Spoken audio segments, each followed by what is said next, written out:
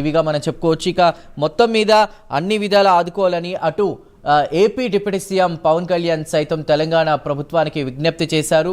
17 మంది మృతి చెందడంతో కూడా అది తీవ్ర ఆవేదనకు గురి చేసినట్టు కూడా డిప్యూటీ సీఎం పవన్ కళ్యాణ్ మాట్లాడారు. ఇక పార్టీలకు అతీతంగా కూడా అందరూ స్పందిస్తున్నారు. ఇప్పటికే అక్కడికి రాజకీయ నాయకులు చాలామంది చేరుకున్నారు. ఉదయమే కేంద్ర మంత్రి కిషన్ రెడ్డి చేరుకున్నారు, తర్వాత పొన్నం ప్రభాకర్ చేరుకున్నారు. ఇక సీఎం రేవంత్ రెడ్డి కూడా బాధితులకు అండగా ఉంటామని చెప్పారు. అదేవిధంగా ఈ ఘటన ఏదైతే జరిగిందో అది తీవ్ర ఆవేదనకు గురి చేసిందంటూ మాట్లాడారు. ప్రస్తుతం అయితే కొంతమందికి హాస్పిటల్లో చికిత్స అందిస్తున్నారు వైద్యులు. దీనికి సంబంధించి కూడా అటు ప్రధాని మోదీ సైతం స్పందించారు.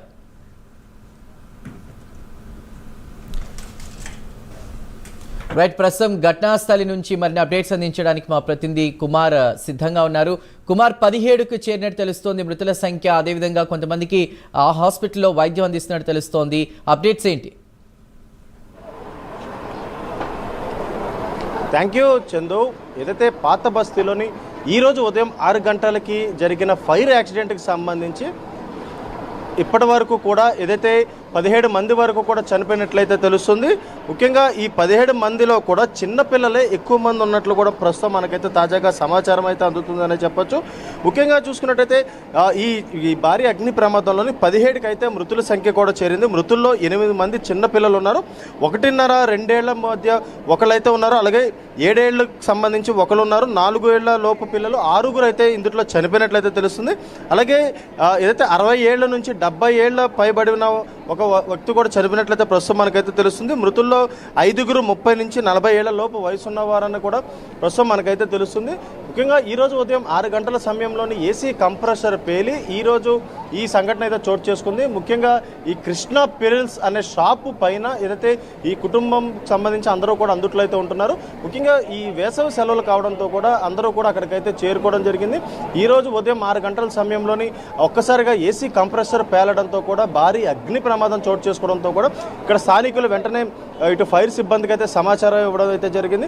వెంటనే ఫైర్ సిబ్బంది కూడా ఇక్కడికైతే చేరుకొని మంటలు ప్రస్తుతానికైతే అదుపులోకి అయితే తీసుకొచ్చారు. కానీ అప్పటికే భారీగా ప్రాణ నష్టం జరిగిపోయిందని చెప్పొచ్చు.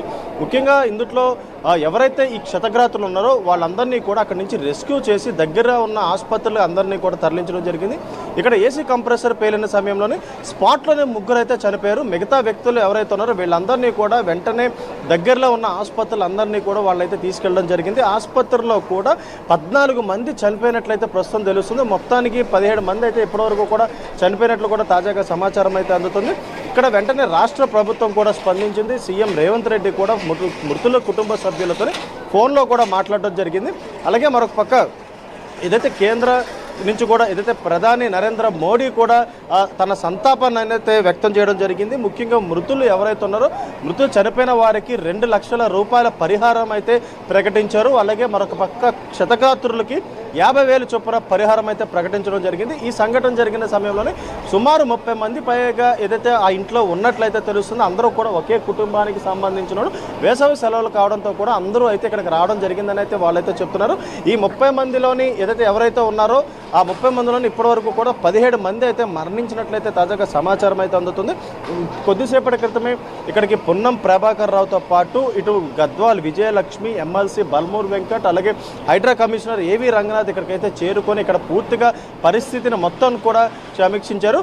మృతులు ఎవరైతే ఉన్నారో వాళ్ళకి ప్రధాన సానుభూతి కూడా వాళ్ళైతే తెలియపరచడం జరిగింది. ప్రస్తుతం పోలీసులు కూడా ఇక్కడ భారీ బందోబస్తు అయితే ఏర్పాటు చేయడం జరిగింది. ఇక్కడ లోనికి ఎవరిని అయితే అనుమతించే పరిస్థితి అయితే లేదు. ముఖ్యంగా చార్మినార్కు సందర్శనకు ఎవరైతే వస్తున్నారో వీళ్ళెవరిని కూడా ప్రస్తుతం ఈరోజు ఇక్కడికి రావద్దంటూ కూడా పోలీసులు కొన్ని సూచనలు అయితే చేస్తున్నారు. ఇక్కడ ఏదైతే ఈ సంఘటన జరిగిన ప్రాంతం మొత్తం కూడా పూర్తిగా భారీ గేట్లు కూడా ఏర్పాటు చేయడం జరిగింది. ఈ భారీ గేట్లు ఏర్పాటు చేసి లోనికి ఎవరిని అనుమతించే పరిస్థితి అయితే లేదు.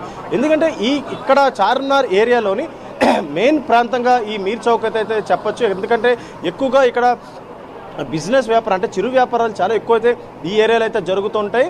అలాగే ప్రజలు అంటే జనాలు కూడా బాగా ఎక్కువ ఇక్కడికైతే వస్తూ ఉంటారు. ఈ నేపథ్యంలోనే ఇక్కడికి ప్రస్తుతం ఈరోజు మాత్రం ఎవరిని రావద్దంటూ కూడా పోలీసులు ఒక సూచన అయితే చేస్తున్నారు. ఎందుకంటే ఇప్పటికే ఇక్కడ ప్రాణ నష్టం మాత్రం భారీ ఎత్తున జరిగిందని చెప్పొచ్చు. మొదటగా ఏదైతే 4-5 వరకే చనిపోయారంటూ కూడా ప్రస్తుతం భావించారు. కానీ ఇప్పుడు ఆ మృతుల సంఖ్య సుమారు 17కి అయితే చేరింది. ఇందులో 8 మంది పిల్లలు, మిగతా వాళ్ళు పెద్దలు ఉన్నారు, మహిళలు ఉన్నారు, చిన్నపిల్లలు, వృద్ధులు, అలాగే మగ పురుషులు పోలీసులు అందరూ కూడా ఇక్కడైతే ఉన్న పరిస్థితి అయితే ఉంది. ఈ నేపథ్యంలోనే ప్రస్తుతం ఇక్కడ పోలీసులు భారీ బందోబస్తు ఏర్పాటు చేసి ఎవరిని లోపలికి అనుమతించే పరిస్థితి అయితే లేదు. అలాగే ఫైర్ సేఫ్టీ అధికారులు కూడా ఇక్కడ ప్రస్తుతం ఇంకా ఏదైతే పూర్తిగా ఇక్కడైతే సమీక్షించే పరిస్థితి అయితే ఉంది. ఇప్పటికే భవనంలో ఉన్న ప్రతి ఒక్కరిని కూడా రెస్క్యూ చేసి బయటికి తీసుకురావడం జరిగింది.